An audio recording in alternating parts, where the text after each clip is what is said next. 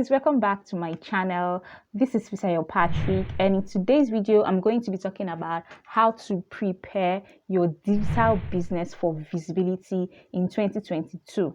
So how do you plan to stand out in a sea of hugely established giants? Or let's not even go there. How do you make sure that you distinguish yourself, you set yourself apart from other small business owners like yourself or other people who have decided to quit their jobs and start businesses in 2022? And in case you didn't know, you're not the only one that is learning, applying, and trying to do everything they can to grow their business. A lot of people are also doing that. But you need to do something that will set you apart and make you find your people, make your people find you, and buy into what you offer. So what are the steps to take to prepare your digital business for visibility in 2022? So number one, you want to create a business strategy. And what is a business strategy? It's simply a long-term plan that helps you to focus on all the activities you'll be carrying out in your business to ensure that you are preferred by your audience, to ensure that you're preferred by the public, by the people that you are sent to do. So how then do you create a digital business strategy? Number one, you need to figure out who your target audience are. You need to figure out who you are sent to, who you are called to serve. And this sounds like a cliche, but if you don't find out who your target audience are, you'll be creating things that you just be putting things out there. You won't speak to anybody. So try to figure out who they are. You can create a customer avatar, like an ideal audience. Who is my ideal audience? Who do I know that can buy or that is interested in what I have to offer? Asking yourself that question will help you figure out where your target audience is.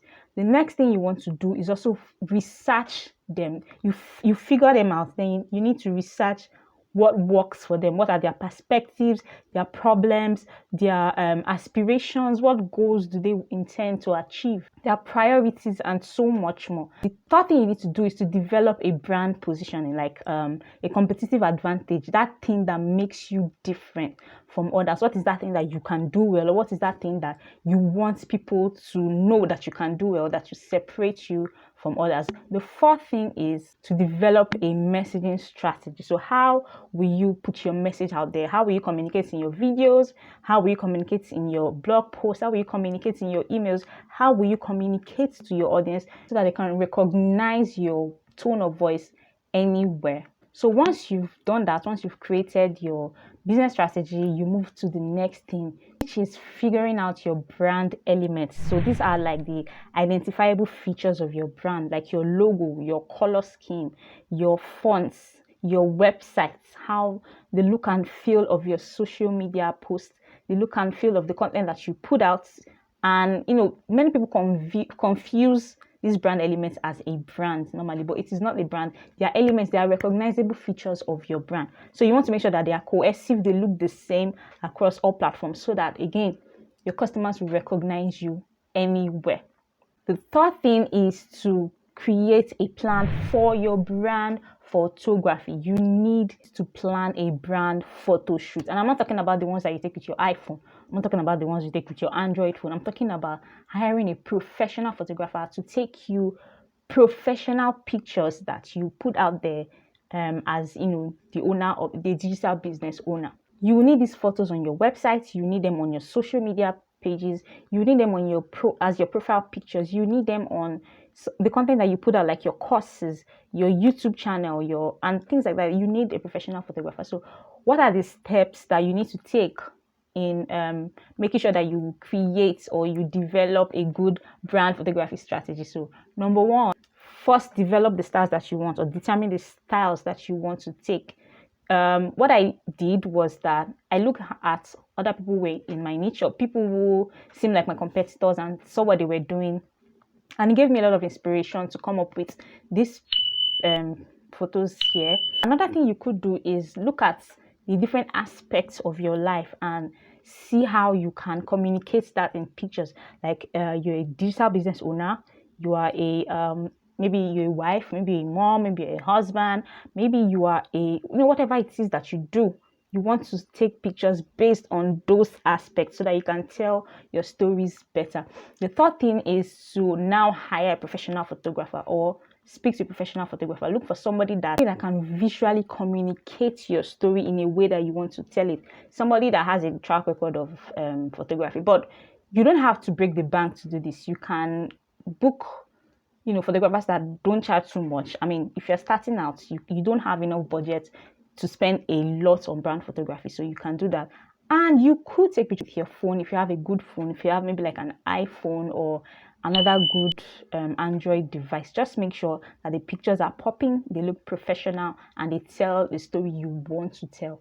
So once you've done that, get your items together, your clothes, your hair, makeup artist if you are going that route, your laptop, things that you want to appear in your pictures. And next, now write a list of the kind of pictures you want to take, because all these platforms have different sizes. Your YouTube thumbnails have different sizes, course platforms different sizes, websites, social media. List out all these sizes and give them to your photographer, to look at how they can help you to tell your stories the way you want it to be told. Now you've done your brand photography, let's move on to the next step. You need an online portfolio. So an online portfolio is like a website that showcases all the things you've done, or your education, your work experience. If you have work samples, you can also put them on your portfolio. One thing you want your portfolio to have is quality things that you have worked on, not quantity.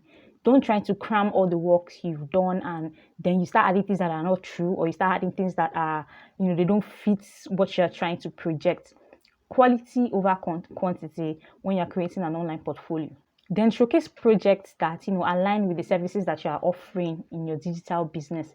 If you are offering ghostwriting services, for instance, you don't want to put something that is not ghostwriting. If you are focused on ghostwriting as your digital business, you don't want to put social media management.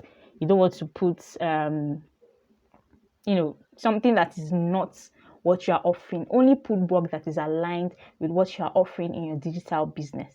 Then finally, on each portfolio page, have a compelling call to action that will let people, go to the next step, take the next step that you want them to take. So that's the fourth tip. Then the fifth thing is digital campaigns.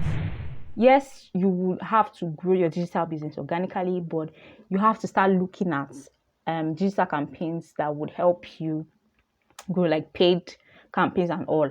But in digital campaigns, I'm talking about content marketing on your website, blogging. I'm talking about email marketing. I'm talking about social media marketing. I'm talking about SEO and all those things. Figure them out and look for how to incorporate them into your digital business. Make sure that all these things are well arranged so that you can, attract the people that you are sent to. It is highly important that you do so.